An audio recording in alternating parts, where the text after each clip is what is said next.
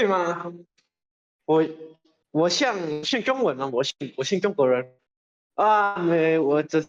呢，那个签中文跟我说呢，跟我说我现在是双人คือคนเสฉวนป้านะขายมาเกลี้ยงด้วยนะคนไปก็ปี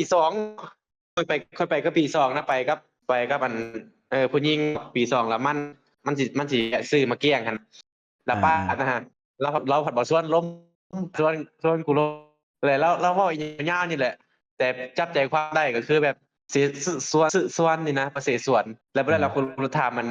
รุธาปี 2ว่าเราส่วนอย่างว่าอ๋อเราว่ากูคือคนเสียส่วนคนแถวนี้บอกว่าอันเจ้าเพื่อนคือคนเสียส่วนเขาว่าคนแถวไหนวะนะคนไม่กูรู้ว่าเนี่ยตอบก่อนนี่กูบอกให้ปี 2ตอบให้โอ้我们是老人我们不是中国人คนลาวผมเป็นคนจีนนะพอแบบหน้ากูคือคนจีนปะวะ 你的眼睛像你的眼睛像ตาเจ้าคือแบบแววตาของเจ้าคือคนแถวนี้คือคนเสฉวนอ่าก็กูมาเวียดคนเวียดกระท่วงว่าคือเวียด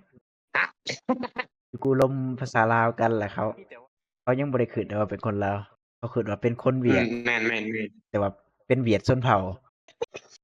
เวียดชนเผ่ามาเอาแบบชนพวกชนเผ่าเขาก็มีภาษาเผ่าเด้